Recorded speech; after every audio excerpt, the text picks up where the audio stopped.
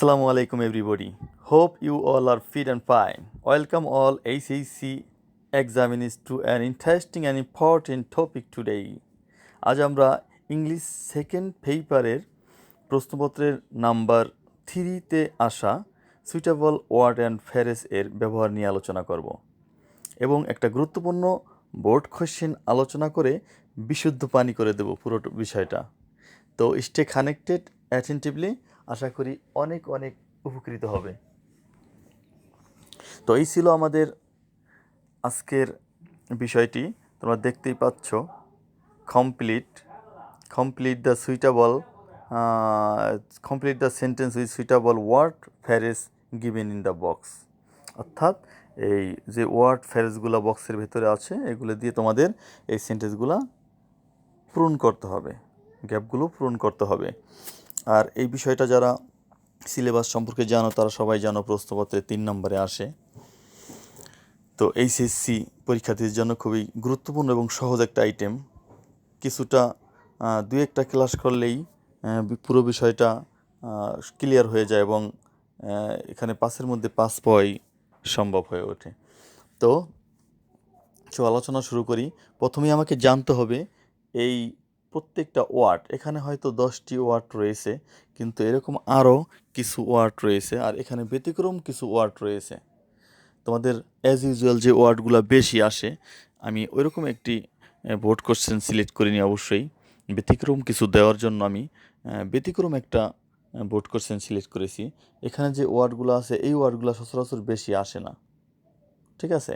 এর একটু ব্যতিক্রম, আর ওইগুলো সাধারণ সবাই জানে বা 2-1টা ক্লাস করলে সহজ হয়ে যায়। এই জন্য আমি এটা আজকে সিলেক্ট করেছি। তো প্রথমে দেখো যে ওয়ার্ডটা আছে, আমি ওয়ার্ডগুলোর ব্যবহার আগে তোমাকে সহজ করে দেব, তারপর আমি গ্যাপ ফিল করতে চেষ্টা করব। তো প্রথমে দেখা যায় অ্যাজিভ আছে। আশা করি অ্যাজিভ সম্পর্কে জানো। আমি বলে দিচ্ছি, অ্যাজিভের বাংলা অর্থ হয় যেন। অ্যাজিভের বাংলা অর্থ কী হয়? যেন। অর্থাৎ অ্যাজিভ এবং অ্যাজ দো একই ধরনের ওয়ার্ড। অ্যাজিভ, অ্যাজ দো সেন্টেন্সের মাঝে বসে একটা যেন অর্থ প্রকাশ করে এবং একটা টিটকারিমূলক একটা কথা হয়, তৈরি করে। যেমন সে এমনভাবে কথা বলে যেন সে একজন চেয়ারম্যান, এরকম একটা ভাব তৈরি করে।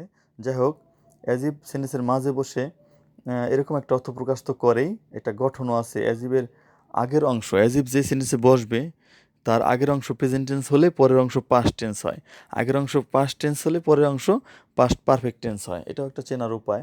আচ্ছা, আমরা এবার চলে যাব ইট ইজ অ্যাবাউট টাইম এটার কাছে। এটা সম্পর্কে বলা যায়, ইট ইজ অ্যাবাউট টাইম আমরা it is high time, it is time, এরকম একটা এক্সপ্রেশন, এরকম একটা ফ্রেজ আমরা পড়েছিলাম। ইট ইজ হাই টাইম, এটাই উপযুক্ত সময়। ইট ইজ টাইম, এটাই সময়। এরকম একটা অংশ বা একটা ক্লুজ কিন্তু আমরা পড়েছি কমপ্লিটিং সেন্টেন্সের ক্ষেত্রে। এখানেও তাই, এটাও প্রায় একই অর্থ। ইট ইজ অ্যাবাউট টাইম মানে হলো এখন সময় হয়েছে, এরকম একটা অর্থ প্রকাশ করে। আর অর্থটা এরকম অর্থ প্রকাশ করে, কোনো সেন্টেন্সে যদি এরকম সিচুয়েশন পাও এখন সময় হয়েছে, সেখানেই ইট ইজ টাইম বসাবা। তারপরে একটু রুল আছে, যেমন ইট ইজ অ্যাবাউট টাইমের পরের সেন্টেন্সটি পাস্ট টেন্সে গঠিত হবে। একটু মনে রাখবে, ইট ইজ অ্যাবাউট টাইম এখন সময় হয়েছে, এরকম অর্থ প্রকাশ করবে এবং এর পরে যে ক্লুজটা থাকবে তা অবশ্যই কোন টেন্স? পাস্ট টেন্স হবে। তো যদি মনে রাখতে পারো তাহলে তোমাদের শূন্যস্থান পূরণ করা সহজ হয়ে যাবে। আমি আগেই বলেছি, আমি এমন একটি বোর্ড কোশ্চেন আজকে সিলেক্ট করেছি। তোমরা দেখতে পাচ্ছ সিলেট বোর্ড 2019 সালে এটা এসেছিলো। এটা কিন্তু একটা ব্যতিক্রম ধর্মী। এখানে যে ওয়ার্ডগুলো দেওয়া আছে, ফ্রেজগুলো দেওয়া আছে, এটা মূলত সচরাচর তোমাদের পরীক্ষায় আসে না, কম আসে।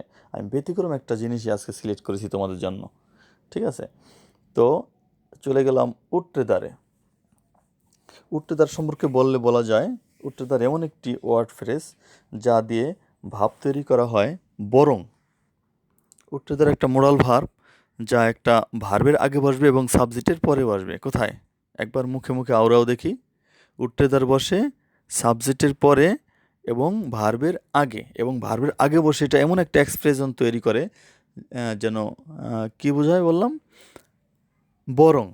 অর্থাৎ আমি যদি একটা উদাহরণ দিই, বাংলা সেন্টেন্স এরকম বলতে পারি, আমি বরং ভিক্ষা করব না, আমি বরং মারা যাব তবু ভিক্ষা করব না, আমি বরং হেঁটে যাব তবু এই ভাঙা রিকশায় উঠবো না।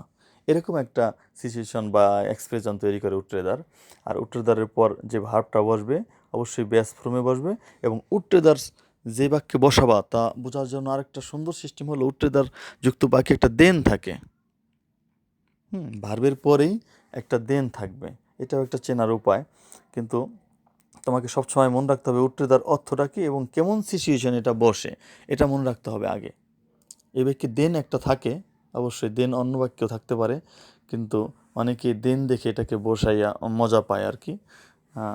যাই হোক, আমি দেনের কথা বলবো না, আগে আমি বলবো উট্রেদার অর্থ বরং। আর এটা এমন সিচুয়েশনে বসাবা যাতে একটু আগে যে উদাহরণ বললাম, আমি বরং মারা যাব তো ভিক্ষা করব না, এরকম একটা সিচুয়েশনে লাগে। তারপর আমি চলে যাব ফিল লাইক। ফিল লাইক কথাটা এটাও একটা মোডাল ভার্বের মতো কাজ করে। ফিল লাইক, কিন্তু ফিল লাইকের পরে ভার্বের সাথে আইএনজি যোগ বসে।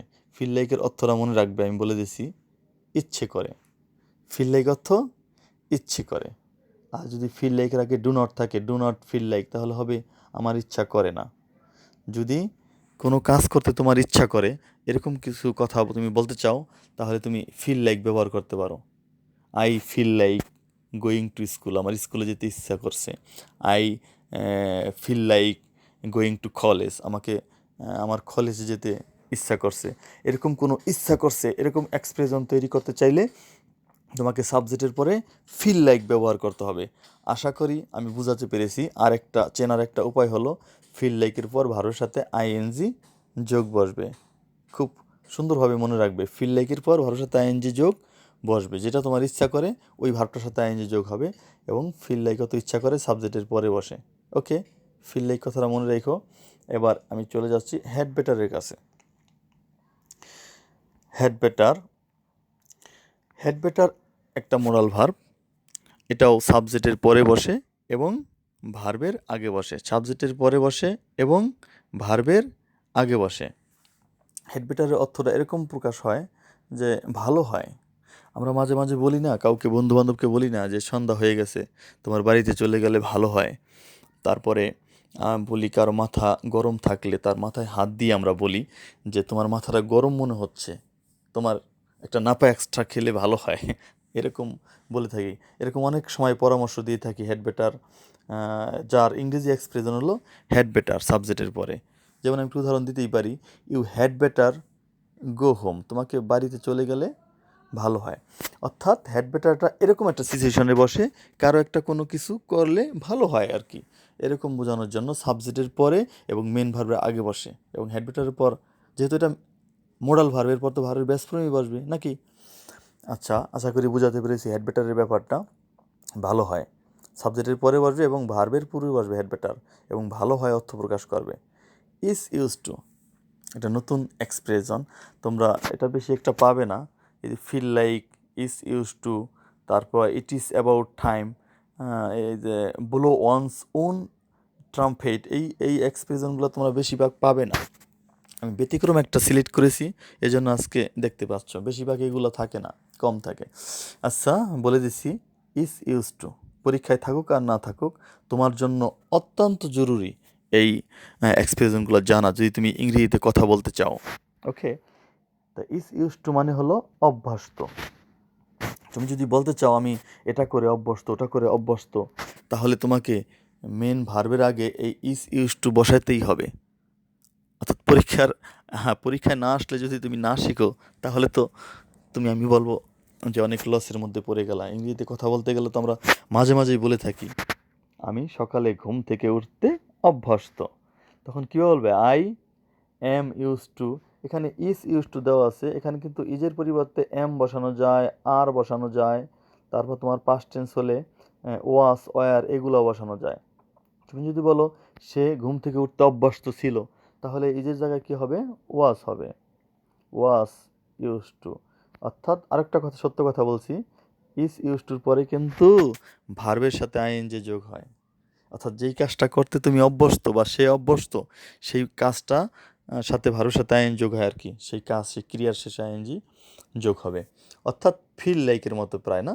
ফিল লাইক একটু বললাম, ফিল লাইক অর্থ ইচ্ছা করে, ফিল লাইক অর্থ কি ইচ্ছা করে, আর ডু নট ফিল লাইক ইচ্ছা করে না। এই ফিল লাইকের পরেও ভার্বের সাথে আইএনজি যোগ বসে, আর এখানেও পেলাম ইস ইউজ টু, এটার পরেও ভার্বের সাথে আইএনজি যোগ বসে। কিন্তু ফিল লাইক তো ইচ্ছা করে, আর ইউজ টু ব্যবহার করা হয় is used to, am used to, are used to, was used to, were used to ব্যবহার করা হয় অভ্যস্ত বোঝানোর জন্য। তুমি যদি বর্তমানে অভ্যস্ত বোঝাতে চাও তাহলে ইস, এম, ইস, আর বসবে, আর অতীতকালে কেউ কোনো কিছুতে অভ্যস্ত ছিল তাহলে ওয়াজ, ওয়ার বসবে, এবং এখানে ভার্বের সাথে আইএনজি যোগ থাকবে। যেমন একটা উদাহরণ আমি দিয়েই বুঝিয়ে দিচ্ছি। যেমন আমি ফুটবল খেলায় অভ্যস্ত ছিলাম, I was used two playing football. অর্থাৎ প্লের সাথে আমি আইএনজি যোগ দিয়েছি, যা আগেই বলেছি যে ইস ইউজ টুর পর বা ওয়াজ ইউজ টু যাই হোক তারপরে আইএনজি যোগ হবে। আর আমি পাস্ট টেন্সে করছি এই জন্য এখানে ওয়াজ দিছি। আর বর্তমান হলে am is are, person number অনুসারে এম ইজ আর ব্যবহার করতে তোমরা পারো, এটা জানি। এই হলো এটার কথা গেল। অভ্যস্ত বোঝাতে তোমরা is used to, am used to, are used to ব্যবহার করবে। ওকে, পরের এক্সপ্রেশনটা অনেক বড় দেখা যাচ্ছে ফ্রেজটা, ব্লো অনস ওন ট্রাম্পেট, অর্থাৎ নিজের বাঁশি নিজে বাজানো, নিজের ভেপু নিজে বাজানো, নিজের ঢোল নিজে বাজানো। আমরা কিন্তু প্রায়শই বাংলায় কথা বলার সময়, একে অন্যের সাথে কথা বলার সময় কেউ যদি আমাদের সামনে কারো নিজের প্রশংসা নিজে করে আমাদের সামনে, আমরা তাকে কী বলি? ইস, নিজের ঢোল নিজেই নিজেই পিটাচ্ছে আর কি, এরকম একটা বলি না? তো ইংরেজি এক্সপ্রেশন হলো এটা। যদি ইংরেজিতে কাউকে তুমি বলতে চাও তুমি নিজের ঢোল নিজেই পিটাচ্ছ, তাহলে ব্লো মানে বাজানো, ব্লো মানে বাজানো, অনস মানে একজনের, ওন ট্রাম্পেট অর্থাৎ নিজের ঢোল নিজেই পিটানো। এই ট্রাম্পেট অর্থ ঢোল বা বেপু বা বাঁশি, সিঙ্গা, এরকম বলা যায়, ট্রাম্পেট, বাঁশি, সিঙ্গা। তা ব্লো মানে বাজানো, ফুয়ানো বা ফু দেওয়া, অনস একজনের, ওন নিজের, ট্রাম্পেট নিজের বাঁশি, অর্থাৎ নিজের ঢোল নিজেই বাজানো। যদি এই বাক্যগুলোর মধ্যে কোথাও তুমি এরকম একটা বাক্য পাও যেখানে এক্সপ্রেশন এরকম বা সিচুয়েশনটা এরকম, কেউ নিজের প্রশংসা নিজেই করতেছে, তো সেখানেই তোমার এই এক্সপ্রেশনটা লাগবে, এই ফ্রেজটা লাগবে। ওকে, মনে রেখো, ব্লো অনস ওন ট্রাম্পেট অর্থ নিজের ভেপু নিজেই বাজানো, নিজের ঢোল নিজেই পেটানো, এরকম ব্যাপারটা। ওকে, চলে যাচ্ছি পরের এক্সপ্রেশনে। পরের ফ্রেজ আছে নিড নট হ্যাভ। কি আছে? Need not have. Need not, need অর্থ সবাই জানি প্রয়োজন, নিড নট মানে প্রয়োজন না, হ্যাভ, নিড নট হ্যাভ যেহেতু আছে, এই নিড নট হ্যাভের পর একটা ভার্বের পাস্ট পার্টিসিপল ফর্ম বসবে নিড নট হ্যাভের পর, আর অর্থটা বোঝাবে দরকার ছিল না। আমি আবার বলছি, নিড নট হ্যাভ মানে দরকার ছিল না, নিড নট হ্যাভ দরকার ছিল না, নিড নট হ্যাভ দরকার ছিল না, কোনো কিছু করার দরকার ছিল না, এরকম সিচুয়েশনেই তোমরা সাবজেক্টের পর নিড নট হ্যাভটা একটা মডেল ভার্বের মতো কাজ করবে। নিড নট হ্যাভ দরকার ছিল না এবং ভার্বের পাস্ট পার্টিসিপাল ফর্ম বসবে। মনে রেখো, ফিল লাইকের পর ভার্বের সাথে আইএনজি যোগ, ইস ইউজ টুর পর ভার্বের সাথে আইএনজি যোগ, আর নিড নট হ্যাভের পর কি? ভার্বের পাস্ট পার্টিসিপাল ফর্ম। ক্লাসটা বড় হতে পারে যেহেতু আমি উপরের ওয়ার্ডগুলি, ফ্রেজগুলো আগে বুঝিয়ে নিচ্ছি, সেহেতু ক্লাস একটু বড় হতে পারে। তোমরা ডোন্ট মাইন্ড, একটু স্টে কানেক্টেড অ্যাটেন্টিভলি, উপকৃত হবে আশা করি। নিড নট হ্যাভ দিয়ে কী বোঝানো হয়? প্রয়োজন ছিল না। তুমি যদি বলতে চাও আমার বাজারে যাওয়া প্রয়োজন ছিল না, তা কী বলবা? I need not have gone to market. Okay, ভার্বের 3 নম্বর ফর্ম হবে, এই জন্য আমি গান বললাম। যেমন আরেকজনকে তুমি বলতে চাচ্ছ যে তোমার আজকে শিবচর যাওয়া দরকার ছিল না, তোমার আজকে ঢাকা যাওয়া দরকার ছিল না, তখন তুমি কী বলবে? প্রথমে subject you, need not have তোমার দরকার ছিল না, ইউ নিড নট হ্যাভ তোমার দরকার ছিল না গান টু ঢাকা। অবশ্যই ভার্বের 3 নম্বর ফর্ম বসবে, এটা আমি আগেই বলেছি, নিড নট হ্যাভের পর ভার্বের 3 নম্বর ফর্ম V3। এবার নতুন এক্সপ্রেশনটা, এটাও বেশি থাকে না তোমাদের, অ্যাজ সুন অ্যাজ বেশি থাকে। অ্যাজ সুন অ্যাজ মানে হলো তেতেই বা একটা কাজ করতে করতেই আর একটা কাজ হয়ে গেল, এরকম বোঝায় অ্যাজ সুন অ্যাজ। কিন্তু এটা কিন্তু অ্যাজ ফার অ্যাজ, এটার অর্থ হলো যত দূর, অ্যাজ ফার অ্যাজ যত দূর বা যতক্ষণ বা যত দিন, এরকম বোঝানো হয়। অ্যাজ ফার অ্যাজ, যত দূর। আর অ্যাজ ফার অ্যাজটা এরকম একটা বাক্যের মধ্যে বসবে যেখানে দুইটা ক্লোজ রয়েছে। অ্যাজ ফার অ্যাজের আগে একটা ক্লোজ থাকবে এবং অ্যাজ ফার অ্যাজের পরে একটা ক্লোজ থাকবে। অবশ্যই এমন একটা সিচুয়েশন তোমরা এই 10টা সেন্টেন্সের মধ্যে কোথাও না কোথাও পেয়ে যাবে, কোথাও না কোথায় পাবেই এরকম সিচুয়েশন। অ্যাজ ফার অ্যাজ বলতে বোঝানো হয় কি বললাম, যত দূর বা যতক্ষণ, এরকম একটা অভিব্যক্তি প্রকাশ করে। এবং আরও কি বললাম, অ্যাজ ফার অ্যাজ দুটি বাক্যের মাঝে বসবে এবং অর্থ প্রকাশ করবে যত দূর বা যতক্ষণ বা যতদিন, এরকম অর্থ প্রকাশ করে, মনে রেখো। এবার আসো when it come to. When it come to, when মানে যখন, ইট কাম টু শাব্দিক অর্থ এরকম আসে, হোয়েন ইট কাম টু যখন আসে বা যখন আসা হয়, হোয়েন ইট কাম টু যখন সময় আসে, এরকম অর্থ বোঝায়। হোয়েন ইট কাম টু যখনই আসা হয়, এরকম মনে রেখো। এক্সপ্রেশনটার অর্থ হোয়েন ইট কাম টু যখনই আসে, যখনই আসা হয়, এরকম। আর আরেকটা প্রমাণ আছে এটা ব্যবহার করার, হোয়েন ইট কাম টুর পর ভার্বের সাথে আইএনজি যোগ হবে। মনে রেখো, হোয়েন ইট কাম টুর পর ভার্বের সাথে আইএনজি যোগ হবে যখনই আসা হয় কোনো কিছু করতে। হোয়েন ইট কাম টু মানে যখনই আসা হয়। When it come to cooking যখনই রান্না করতে আসা হয়। When it come to playing football যখনই ফুটবল খেলতে আসা হয়। When it come to eating যখনই খাইতে আসা হয়, এরকম। হোয়েন ইট কাম টু আসা হয়, যখন আসা হয়, এরকম অর্থ প্রকাশ করে। আমি আবার বলছি, হোয়েন ইট কাম টু যখন আসা হয় বা যখন আসে। আর এই হোয়েন ইট কাম টুর পর ভার্বের সাথে আইএনজি যোগ হবে। When it come to cooking যখন রান্না করতে আসা হয়, যখন রান্নার সময় আসে, এরকম অর্থ বোঝায়। এতক্ষণ আমি চেষ্টা করলাম উপরের বক্সের ওয়ার্ড এবং ফ্রেজগুলো বুঝিয়ে দিতে, কোনটার ব্যবহার কি। তুমি যদি ভুলে গিয়ে থাকো দুই একটা, যে ফিল লাইক কোথায় বসে একটু আগে শুনলাম, এখন তো ভুলে গেছি, যদি মনে হয় যে ইট ইজ অ্যাবাউট টু বা ইজ ইউজ টু কোথায় ব্যবহার হয় ভুলে গেছি, এখন তো মনে নাই, তুমি ভিডিওটা একটু পেছনে টেনে আরও একবার দেখে আসতে পারো। দুইবার দেখলে আমি আশা করব অবশ্যই মাথায় থাকবে, তারপর আসবে এই প্র্যাকটিস করার জন্য। তো আমি শুরু করে দিচ্ছি। Can I smoke here? কেউ একজন বলেছে, ক্যান আই স্মোক হেয়ার, আমি কি এখানে ধূমপান করতে পারি? তার উত্তরে আরেকজন বলেছে, I dash dash you did not, তুমি পারো না। অর্থাৎ আমি মনে করি বা আমি এখানে একটা বাক্যটা একটু পুরোপুরি স্বয়ংসম্পূর্ণ নয়।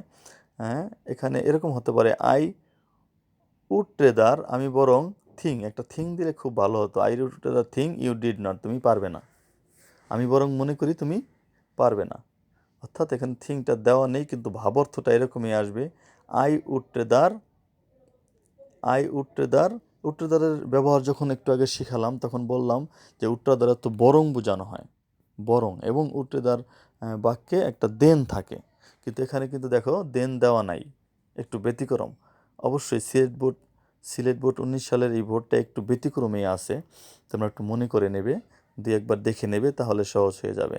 এখানে দেন দেওয়া নাই এবং এখানে ভাবার্থ বোঝাবে আই উড রেদার থিং, আমি বরং মনে করি, ইউ ডিড নট, তুমি পারবা না। ইট ইজ ন স্মোকিং জোন, অর্থাৎ এটা ধূমপান নিষিদ্ধ এলাকা। ইট ইজ ন স্মোকিং জোন, ধূমপান নিষিদ্ধ এলাকা। যে কী হলো, প্রথমে 1 নম্বর শূন্যস্থান আমরা কী দিলাম, would rather, WOULD,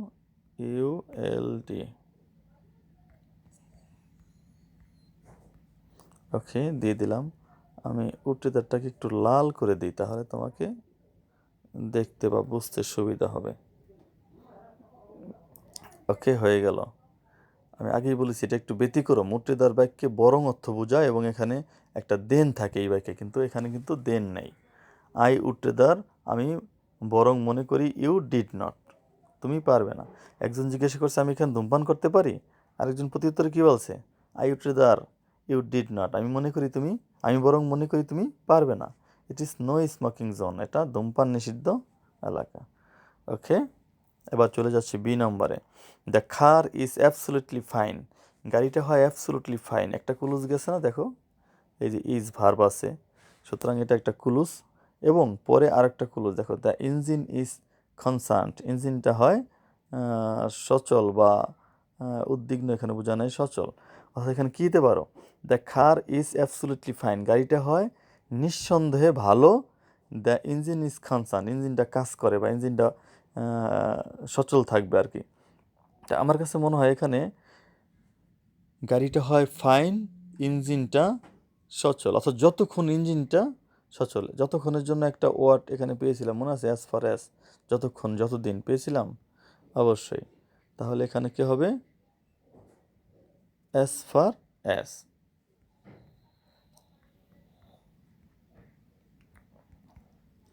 as far as এই বাক্যটা বসানো হয় শুধুমাত্র কিসের জন্য, যতক্ষণ, যতদিন, এরকম অর্থ বোঝানোর জন্য।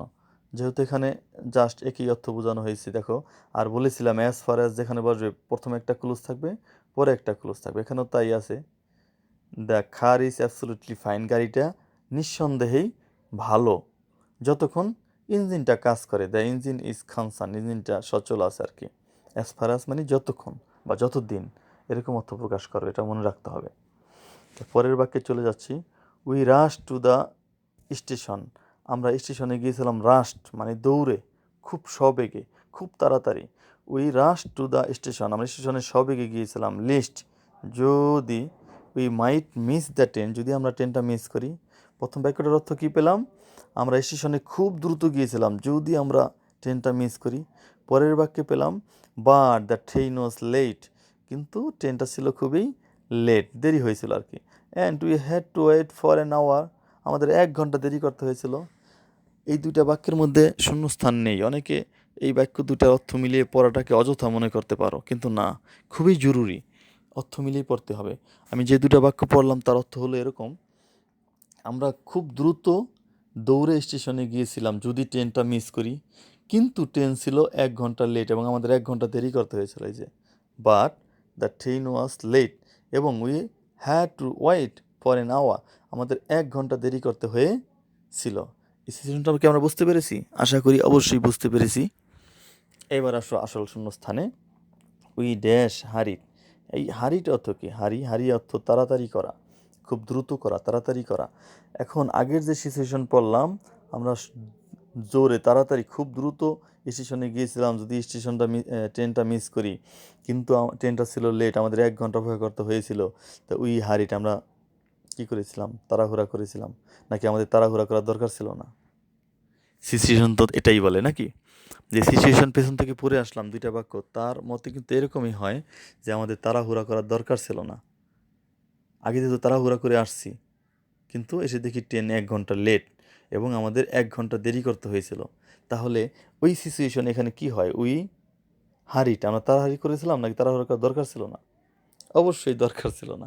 আর দরকার ছিল না এরকম একটা ওয়ার্ড কিন্তু আমরা পেয়েছি উপরে, দেখো তো মনে পড়ে কিনা।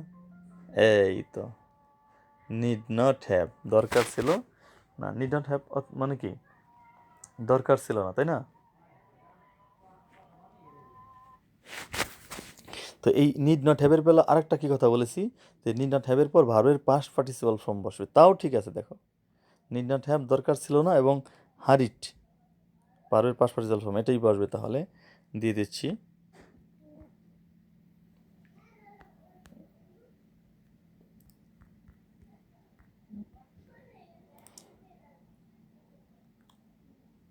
ওকে, দিয়ে দিয়েছি।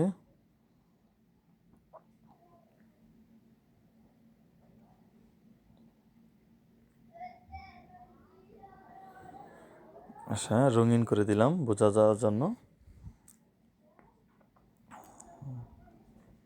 এবার চলে যাই পরের বাক্যে। It's well fast ten, it's well fast ten বলতে কি বোঝানো হয় বলো? ইটস ওয়েল ফাস্ট টেন, অর্থাৎ 10টার বেশি বেজে গেছে। ইটস ওয়েল ফাস্ট, ফাস্ট মানে হলো অতিক্রম করা। ইটস ওয়েল ফাস্ট টেন, এটা 10টার অতিক্রম গেছে, অর্থাৎ ভাব অর্থ হলো 10টার বেশি বেজে গেছে। It's well fast ten and দিনা ইজ স্টিল ইন বেড, এবং দিনা হয় এখনও কোথায়? বেডে, অর্থাৎ দিনা এখনও বিছানায় আছে।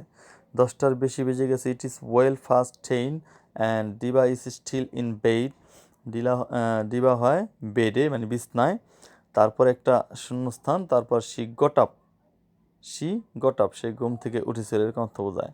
আচ্ছা, সিচুয়েশনটা কেমন? আবার একবার বাংলা অর্থ পড়ো। 10টার বেশি বেজে গেছে, দিবা এখনও বেডে, সে গট আপ। কী হয়? তার ঘুম থেকে ওঠার সময় হয়েছে, এরকম না? দেখো উপরে আমি একটা এক্সপ্রেশন আমি তোমাদের বর্ণনা করেছি উপরের যেগুলো আছে তার এইটা ইট ইজ অ্যাবাউট টাইম। কী বলেছিলাম? এখন সময় হয়েছে, এরকম বলেছিলাম না? ইট ইজ অ্যাবাউট টাইম, এই এক্সপ্রেশনটার অর্থ হলো এখন সময় হয়েছে। এবং আরও বলেছিলাম ইট ইজ অ্যাবাউট টাইমের পর পাস্ট টেন্স হয়। কি হয়? পাস্ট টেন্স হয়। যদি তোমরা মনে রাখতে পারো কথাটা, দেখে মিলিয়ে দেখো, এখন যেই বাক্যটা পেয়েছি ঠিক মিলে গেছে। এখন সময় হয়েছে, এখানে যদি তুমি দাও ইট ইজ অ্যাবাউট টাইম, এখন সময় হয়েছে, শি গট আপ, তার ঘুম থেকে ওঠার, অর্থাৎ এখানে পাস্ট টেন্স থাকার কথা, তাও কিন্তু আছে পাস্ট টেন্স, অর্থাৎ আমাদের এটাই হবে এখানে। ইট ইজ অ্যাবাউট টাইম, এখন সময় হয়েছে, আমরা এটাকেই এখানে দিয়ে দেব।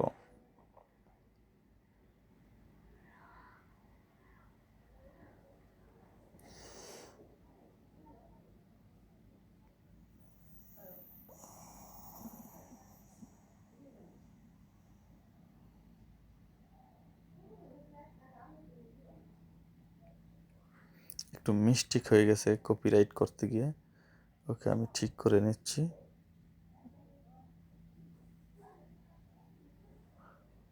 অনেকগুলো কপি হয়ে গেছে না? প্লিজ ওয়েট, একটু সময় দাও আমাকে।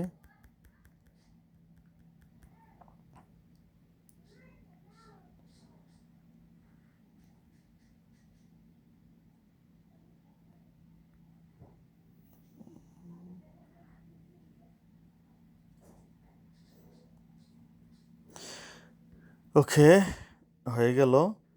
যদি মনে রাখতে পারো যে ইট ইজ অ্যাবাউট টাইম এই এক্সপ্রেশনটা কোন ক্ষেত্রে বসে, ইট ইজ অ্যাবাউট টাইম সময় হয়েছে, মনে রাখবে ইট ইজ অ্যাবাউট টাইম সময় হয়েছে। ইট ইজ হাই টাইম মানে এটাই উপযুক্ত সময়, ইট ইজ টাইম এখন এই সময়, আর ইট ইজ অ্যাবাউট টাইম মানে সময় হয়েছে, এখন সময় হয়েছে। আর বললাম কি ইট ইজ অ্যাবাউট টাইমের পর পাস্ট টেন্স হবে, তাও আছে she got up, get up তো দেয়নি, এখানে গট আপ পাস্ট টেন্স আছে। অর্থাৎ পুরা বাক্য মিলালে এরকম হয় যে এখন 10টার বেশি বাজে, দিবা ইজ স্টিল ইন বেড, দিবা এখনও বেডে বিছানায়, এখন সময় হয়েছে তার ঘুম থেকে ওঠার। ঠিক আছে, শি গট আপ। সুন্দর মিলেছে আশা করি। তারপরের বাক্যে চলে যাচ্ছি। Nishi is, Nishi is a nice girl, Nishi একটা সুন্দর মেয়ে, খুবই বুদ্ধিমতী বা কি বলতে পারো, সুন্দর মেয়ে আর কি।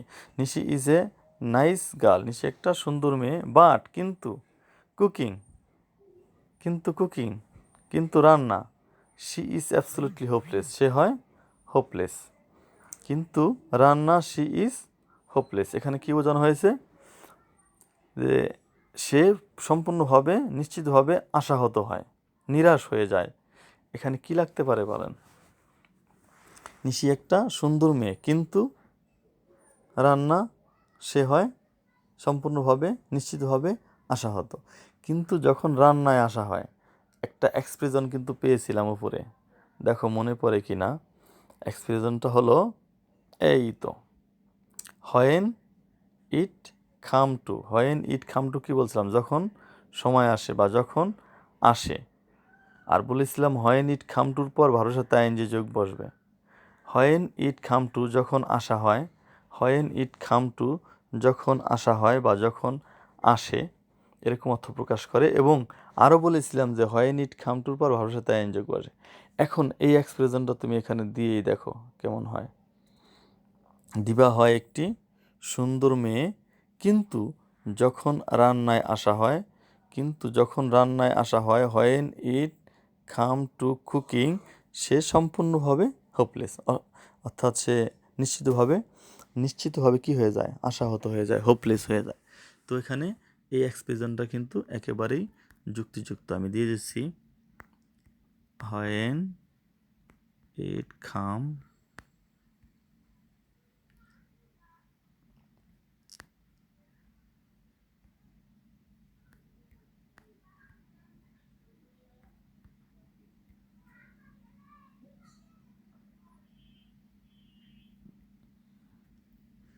ওকে হয়ে গেছে।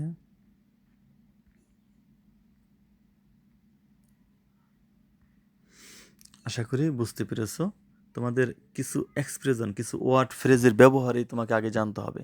আমি এখানে যে কয়েকটা 10টা ফ্রেজ আছে বা ওয়ার্ড আছে, এগুলো আমি বোঝাতে চেষ্টা করেছি, কিন্তু তোমাদের আরও খুবই পরিচিত, যা পরীক্ষায় বেশি বেশি আসে, এরকম কিছু এক্সপ্রেশন সম্পর্কে আগে জানতে হবে, ওয়ার্ড সম্পর্কে, যে এগুলোর ব্যবহারটা কি, কোন ক্ষেত্রে ব্যবহার হয়। যেমন এখন যেটা পেলাম, হোয়েন ইট কাম টু, এর মানে হলো যখন আসা হয়, এবং এটার পর ভালোর সাথে আইএনজি যোগ বসে। এইগুলোও জানতে হবে যে কোন ওয়ার্ড ফ্রেজটার পর, কোন মোডাল ভার্বটার পর ভার্বগুলা কেমনে বসে, বা ওই সেন্টেন্সের অবস্থাটা, গঠনটা কেমন হয়, এটাও জানতে হবে। হোয়েন ইট কাম টু অর্থ হলো যখন আসে, আর এরপর ভালোর সাথে আইএনজি যোগ বসে, দেখো তাও ঠিক আছে। When it come to cooking, যখন রান্নার সময় হয়, হি ইজ অ্যাবসলিউটলি হোপলেস, সে নিশ্চিতভাবে আশাহত হয়। আশা করি বুঝতে পেরেছ। এবার এফ নম্বর বাক্যে আসো। Lima has always lived alone, lima সবসময় একাবাস করেছে। Lima has always lived alone, lima সবসময় কি একাবাস করেছে। শি ড্যাশ লিভিং অ্যালোন, চিন্তা করতে থাকো কি হতে পারে। শি, এখানে শি সাবজেক্ট, তারপরে লিভিং ভার্বের সাথে আইএনজি যোগ আছে, তা এখানে কি বসতে পারে বলো। আর আগের বাক্যটা আছে, লিমা হয় সবসময় লিভড অ্যালোন, অর্থাৎ লিমা সবসময় একাবাস করেছে। Lima has always lived alone, lima সবসময় কি করেছে, একাবাস করেছে। তাহলে শি ড্যাশ লিভিং অ্যালোন, সে একাবাস করতে অভ্যস্ত। অবশ্যই আমরা কিন্তু পুরো এই এক্সপ্রেশনটা ব্যাখ্যা করেছি। এই তো ইজ ইউজ টু, মনে পড়ে কি বলেছিলাম এটা বলার সময়, যে ইজ ইউজ টু দ্য অভ্যস্ত বোঝায়। যদি প্রেজেন্ট টেন্স হয় এখানে এম ইজ আর বসবে পার্সন নাম্বার অনুসারে, এবং যদি পাস্ট টেন্স হয় ও ওয়াজ ওয়ার বসবে। এখানে ইজ ইউজ টু দেওয়া আছে যেহেতু এটা প্রেজেন্ট টেন্স। ইজ ইউজ টুর কথা আর একটু কী বলেছিলাম, যে ইজ ইউজ টুর পর ভালোর সাথে আইএনজি যোগ বসবে। তাও কিন্তু ঠিক আছে, দেখো আমি কি মিথ্যা বলেছি। এই যে দেখো এখানে ভালোর সাথে আইএনজি যোগ আছে, living, is use two, is used to.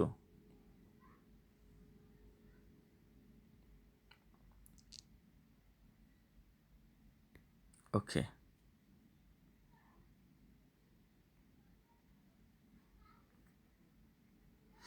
Is use to ব্যবহার করে দিলাম। এবার আমরা পরের বাক্যে চলে যাব, আরেকটু বুঝিয়ে নেই। লিমা সবসময় একা বাস করেছে, হি ইজ ইউজ টু, সে অভ্যস্ত, লিভিং অ্যালোন, একা বাস করতে অভ্যস্ত। ইজ ইউজ টু মানে হলো অভ্যস্ত। তোমরাও যদি বাস্তব জীবনে কাউকে বলতে চাও কিছু, যে আমি এটা করতে অভ্যস্ত, ওটা করতে অভ্যস্ত, তোমরা কিন্তু এই গঠনটাই প্রয়োগ করবে অবশ্যই, ঠিক আছে। ইজ ইউজ টু, আই দিলে দেবা am, I am use to living alone, আমি একা বাস করতে অভ্যস্ত। হি দিলে সি দিলে ইজ হবে, এবং প্লুরাল হলে আর হবে, পাস্ট টেন্স হলে ওয়াজ আর হবে, এটা বুঝতে পারবে, সমস্যা নেই। কিন্তু ভালোর সাথে আইনি যোগ দিতে হবে। ওকে, পরের সেন্টেন্স, ওয়েল বেশ, you did not need to, তোমার দরকার না, you don't need to. Well বেশ, ইউ ডোন্ট নিড, তোমার প্রয়োজন নাই, টু ড্যাশ, তোমার প্রয়োজন নাই কি করার, দেখো উই নো, আমরা জানি, দ্যাট, যে, ইউ হ্যাভ সাম ট্যালেন্ট, তোমার কিছু কি আছে, ট্যালেন্ট আছে। উই নো দ্যাট, আমরা জানি যে, ইউ হ্যাভ, তোমার আছে, সাম ট্যালেন্ট, তোমার কিছু মেধা বা তোমার কিছু বুদ্ধি আছে, এটা আমরা জানি। ওয়েল বেশ, ইউ ডোন্ট নিড, তোমার দরকার নাই, টু ড্যাশ, তোমার ড্যাশ করার দরকার নাই, নাকি এরকমই তো একটা অবস্থা। ইউ ডোন্ট নিড, নিডও তো দরকার, ইউ ডোন্ট নিড মানে কি, তোমার দরকার নেই, টু ড্যাশ, অর্থাৎ তোমার কিছু একটা করার দরকার নেই, আমরা জানি তোমার অনেক ট্যালেন্ট আছে। অর্থাৎ যদি উপরের কথা মনে থাকে, আমি যা বুঝিয়েছিলাম যদি মনে থাকে, তাহলে এটার কথা মনে পড়বেই অবশ্যই। ব্লো অন ওন ট্রাম্পেট, বলেছিলাম কি, নিজের ঢোল নিজে পেটানো। ব্লো অন ওন ট্রাম্পেট, নিজের সিঙ্গা নিজে বাজানো, নিজের ঢোল নিজে পেটানো অর্থ প্রকাশ করে এইটা। আর এটাকে যদি এখানে নিয়ে আসো, দেখো কি সুন্দর একটা অর্থ হয়, ব্লো অন ওন ট্রাম্পেট। আমি এটাকে একটু কপি করে আনতে চাই, দেখি কতটা সম্ভব।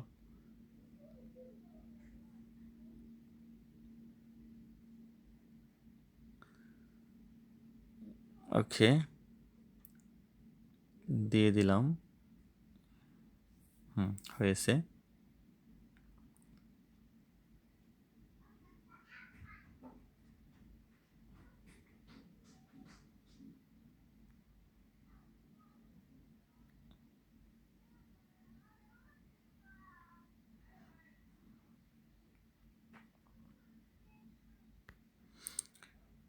ওকে, অর্থটা আমি বুঝিয়ে দিছি একবার, কি অর্থ হয়। ওয়েল, বেশ, ইউ ডোন্ট নিড, তোমার দরকার নেই, to blow one's own trumpet, অর্থাৎ তোমার দরকার নেই, তোমার নিজের ঢোল নিজের পিটানোর দরকার নেই।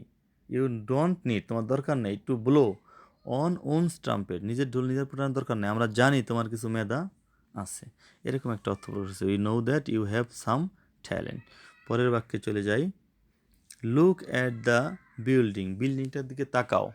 লুক অ্যাট দ্য বিল্ডিং, বিল্ডিংটার দিকে তাকাও। ইট লুকস, এটা দেখায়, মানে বিল্ডিংটা দেখায়। ইট মানে হলো বিল্ডিংটাকে বোঝানো হয়েছে এখানে, ভবনটা। ইট লুকস, এটা দেখায়। It is going to fall down, এটা পড়ে যাচ্ছে।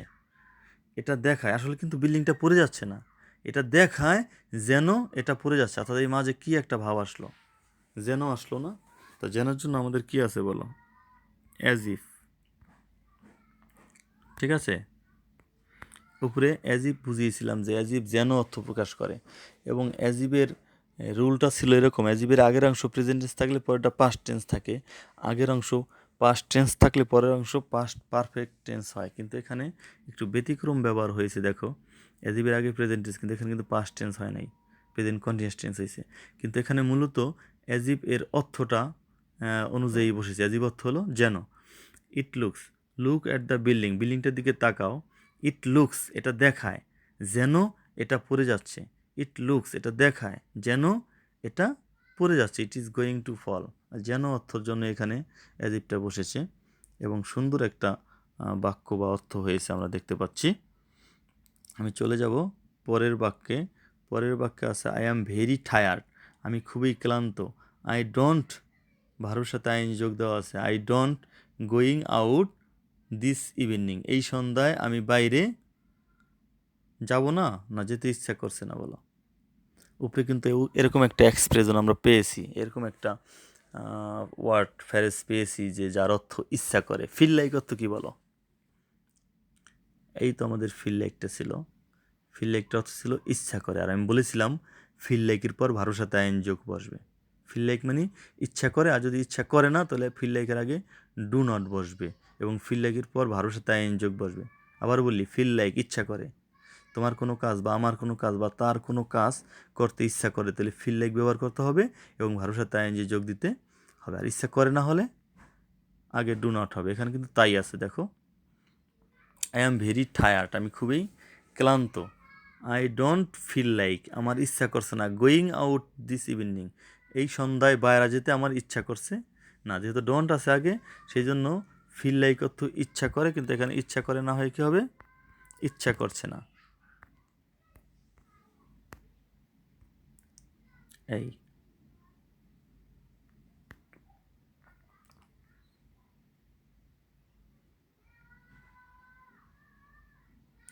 ওকে, আমরা আর একটা বাক্য মাত্র আছে, আশা করি বুঝতে পারছো। আমি আবার বলি, ফিল লাইক মানে হলো ইচ্ছে করা। ফিল লাইক মানে কি?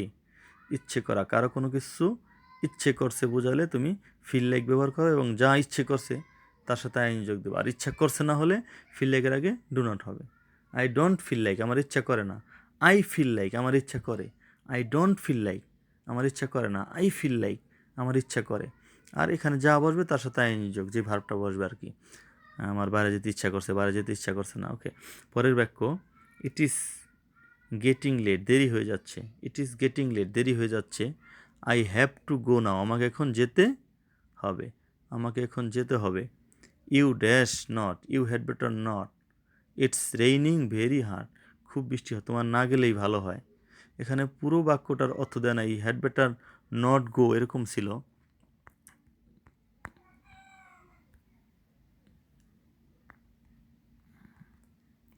হ্যাড বেটার, তা হেড বেটারের যে নিয়ম কারণ আমি দিয়েছি, যে হেড বেটার অর্থ ভালো হয় বোঝাবে, কোনো একটা কাজ করলে ভালো হয় এরকম একটা অর্থ বোঝাবে, এবং হেড বেটারের পর একটা ভার্বের বেস ফর্ম বসবে। এখানে কিন্তু তা আমি বিদ্যমান দেখছি না, অর্থাৎ এটা একটা ব্যতিক্রম ব্যবহার। এখানে ভার্বটা উজ্জ আছে, সব কিছু উজ্জ আছে। মূলত এখানে একটা ভার্ব আছে, যেমন you had better not go out, তোমাকে বাইরে না গেলেই ভালো হয়। It is raining very hard, খুব কঠোর বৃষ্টি হচ্ছে, প্রচণ্ড বৃষ্টি হচ্ছে, এরকম একটা অর্থ এখানে প্রকাশ করেছে। মূলত এখানে হ্যাড বেটার অর্থটা হবে ভালো হয়, কিন্তু ইউ হ্যাড বেটার নো, তোমার ভালো হয় না। নেগেটিভও করা যাবে বাক্যকে, হ্যাড বেটার অর্থ ভালো হয়, কিন্তু হ্যাড বেটারের পর যদি নট বসাও তাহলে হবে কি, তোমার ভালো হবে না। কি ভালো হবে না? You had better not go out, তোমার বাইরে গেলে ভালো হবে না। তো এখানে গো আউটটা উজ্জ আছে। You had better not go out, তোমার বাইরে না গেলে ভালো হয়। It is raining very hard, আর উপরে কিন্তু হ্যাড বেটার ছিল, এই যে দেখো হ্যাড বেটার এখানে আছে। তো এই ছিল আমাদের আজকের আয়োজন। আশা করছি তোমরা অবশ্যই সুন্দরভাবে বুঝতে পেরেছো। ক্লাসটা একটু বড় বা একটু বেশি সময় নেওয়া হলো, যেহেতু আমি প্রত্যেকটা এক্সপ্রেশন এবং ওয়ার্ডগুলো বুঝিয়ে দিয়েছি আগে, তারপর প্র্যাকটিস করেছি। আশা করি ধৈর্য হারা হবে না, কারণ একটা ক্লাস দেখলে 5টা ক্লাসের উপকার হবে। একটু সময় বেশি লাগলে সমস্যা কি, সবাই অনেক অনেক বেশি বেশি ভালো থাকবে। আর ক্লাসটি আরও একবার দেখবে, যদি পুরোপুরি বুঝতে না পারো, বারবার কথাগুলো শুনবে, আশা করি তোমরা উপকৃত হবে। আজকের মতো এখানে, আসসালামু আলাইকুম।